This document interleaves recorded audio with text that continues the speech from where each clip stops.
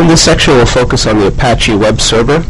We'll install it, as well as explore its configuration files and discuss its features and become quite intimate with it. Let's open our notes, and we'll label this section Apache web server. And as its name implies, it features a www web server. It's also more than just a web server, and it's also very pluggable or modular. It supports proxying, amongst many other features, and it is the internet standard www or HTTP web server. Now let's set up some tasks, including the first, which is to install Apache 2.2x. This is a version included with Red Hat Enterprise 5. We'll use yum to install it. Now, Red Hat Enterprise Linux implements Apache as the package name httpd:/RPM, as opposed to Apache 2 found in other distributions such as Debian or SUSE Linux. However, the version is identical, the major version 2.2.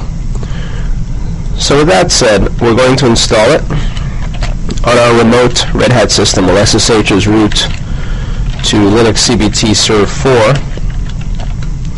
This should prompt us momentarily for connectivity.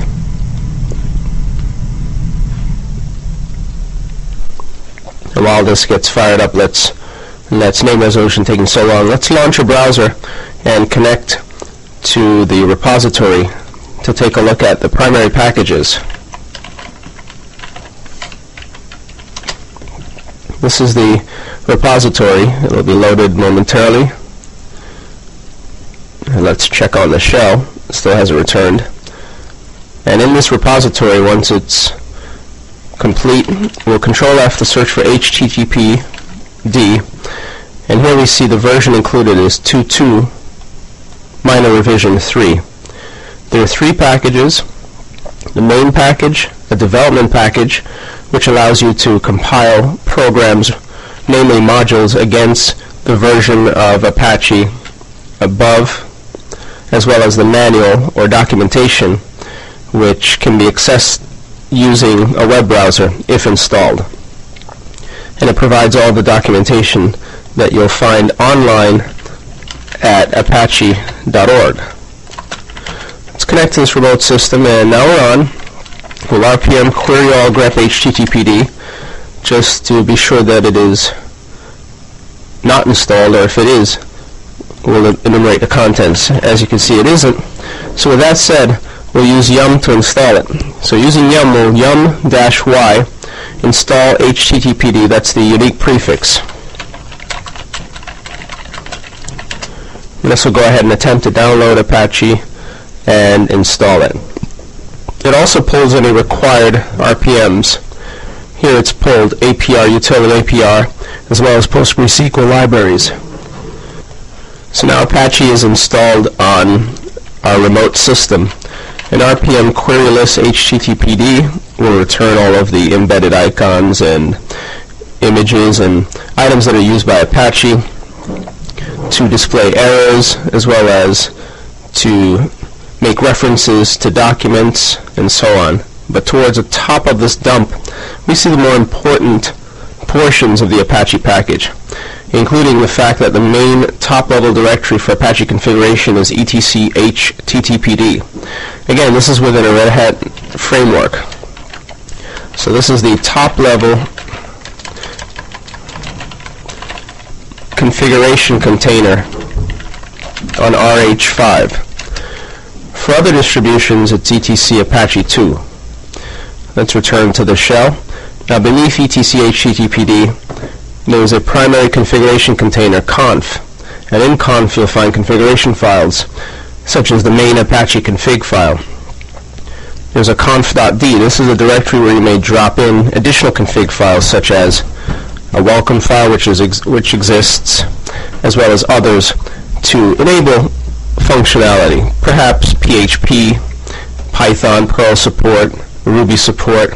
It's a drop-in directory to turn on features rather than, or as opposed to, modifying the primary configuration file.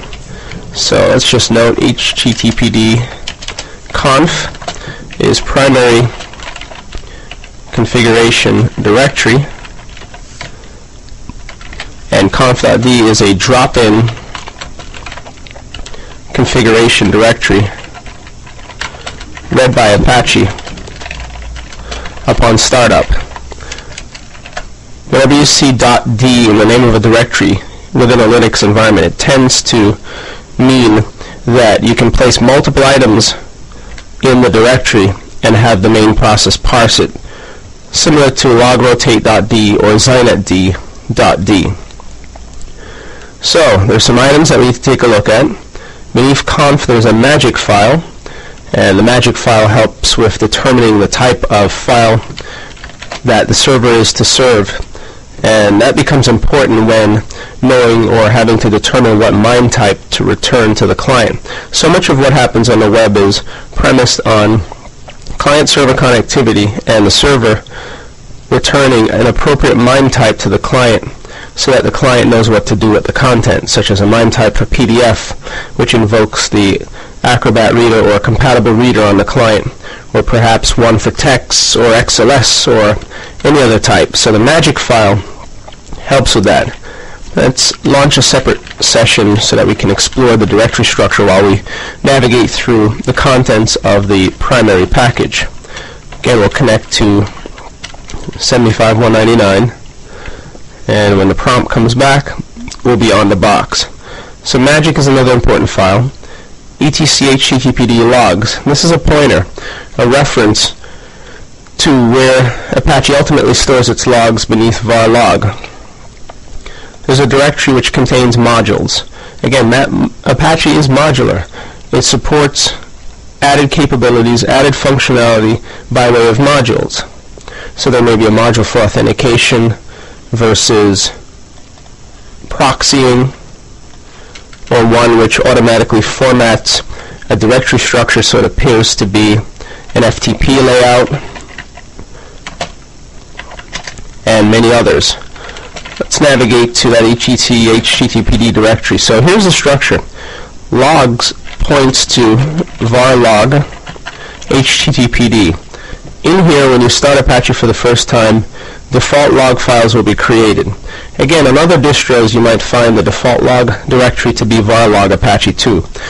But within the case of Red Hat Enterprise, perhaps for backwards compatibility, logs really is a symbolic link pointing to var log httpd.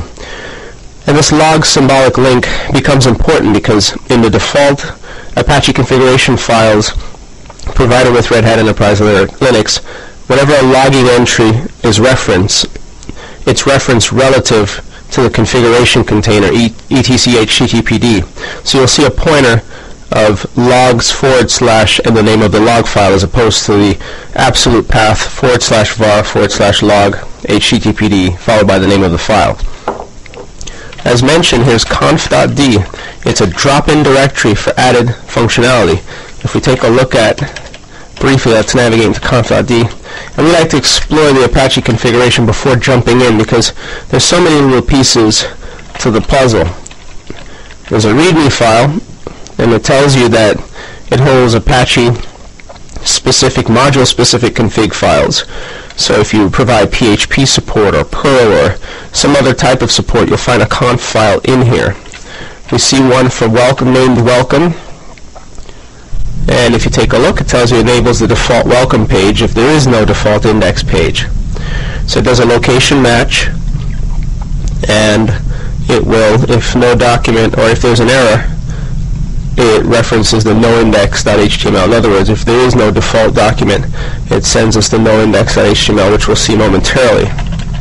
And there's a proxy _AJP, which allows Apache to proxy requests to servers such as Tomcat and others.